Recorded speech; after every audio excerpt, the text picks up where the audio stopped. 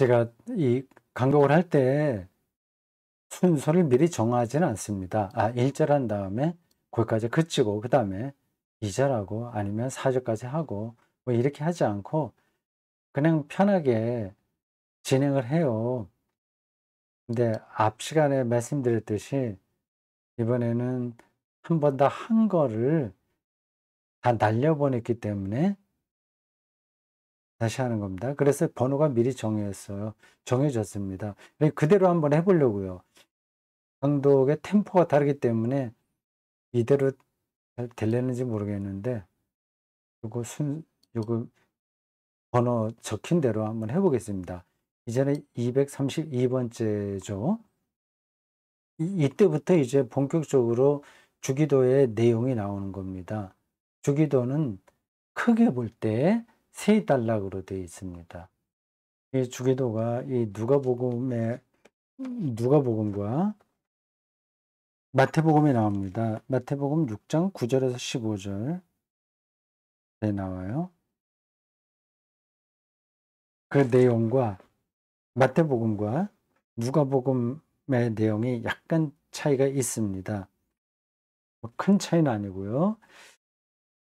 그리고 그 말고도 차이가 좀 있을 것 같은데 한번 또 확인해 보겠습니다. 마태복음 6장 9절이에요. 6장이니까 산상수훈에 나오는 거죠. 6장 9절. 그러므로 너희는 이렇게 기도하라 하면서 여기에서는 누가복음처럼 세례 요한의 제자들처럼 그 말이 안 나와요. 요한이 제자들에게 기도를 가르쳐 준 것처럼 우리에게도 기도를 가르쳐 달라고 얘기하지 않고 그냥 기도가 뭐냐 하는 것을 말하면서 너희는 이렇게 기도하라 이렇게 예수님 말씀하시는 걸로 나옵니다. 여기에 그 마태복음에 나오는 걸로 본다면 누가복음 여러분이 눈에 보이는 대로 아버지의 이름과 나라와 더불어서 하나가 더 들어가 있습니다. 뜻이에요. 뜻. 아버지의 뜻이죠. 여기에 보충되는 게 아버지의 뜻. 여기에 더 마태복음에 들어 있습니다.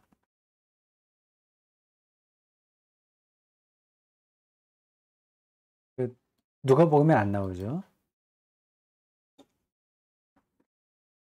그리고 또 마태복음 6장 13절 끝부분에 나오는데 괄호로 묶여서 나라와 권세와 영광이 영원히 아버지께 영원히 있사옵나이다. 아멘. 이게 나옵니다.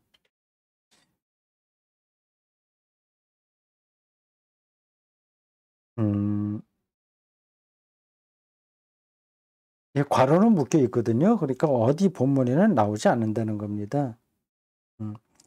고대 사본에 이 괄호 내용이 없다. 나라와 권세와 영광이 아버지께 영원히 있사옵나이다 하는 거는 후대에 붙여진 겁니다. 처음에는 없는 거예요. 나중에 들어가게 된 이유는 그건 이제 성경에 나오지 않는 거고, 성경에 안 나왔다기보다 후대 사본에 나오는 건데, 그 사본이 교회에서 작성한 거라서 교회 요청에 따라서 보충된 것으로 보입니다. 그래서 성경이 그냥 그대로 보존된 게 아니에요. 처음에 구전이었고, 성경이라고 하는 것도 처음에 없었죠.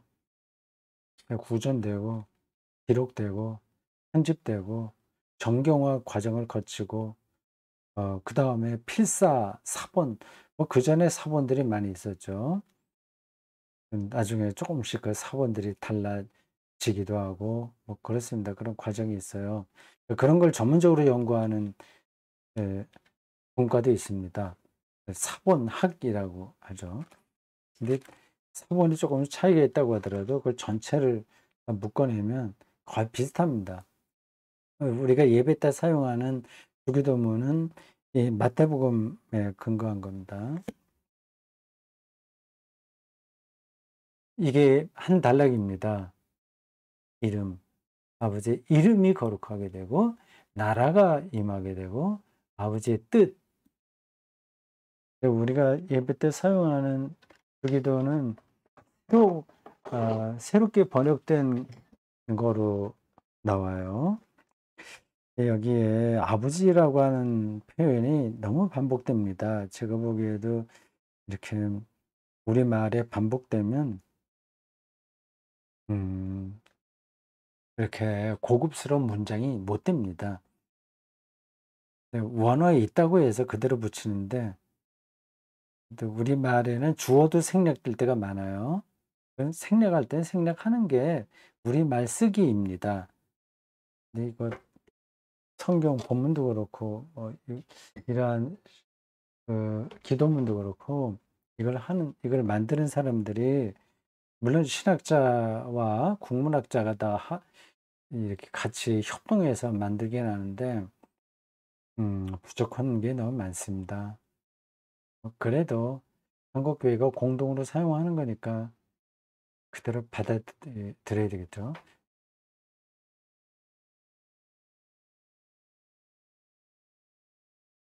기도의 첫 번째, 주기도가 말하는 첫 번째 항목입니다. 그건 하나님에게 관계된 거예요. 이게 가장 중요한 거겠죠. 이름과 나라와 뜻입니다. 누가복음에는 없으니까 뜻은 빼겠습니다. 아버지 이름을 거룩하게 한다는 얘기는 아버지 이름을 거룩하게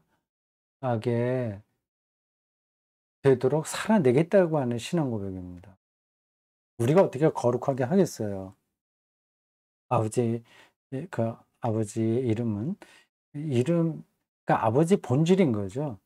아버지 이름은 그의 성격을 나타내는 거죠. 그 퍼스널리티, 그 인격, 그의 본질.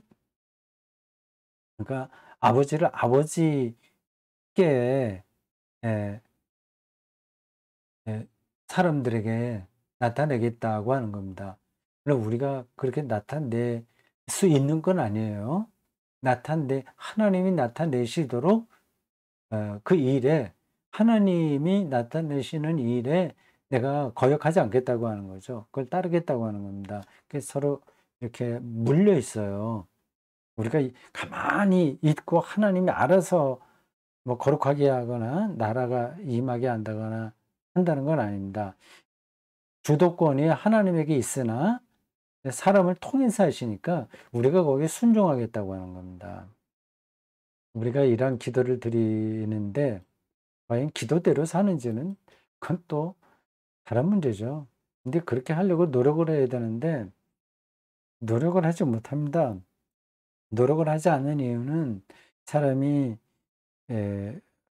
게을러서도 그렇지만 몰라서 그런 경우가 많습니다.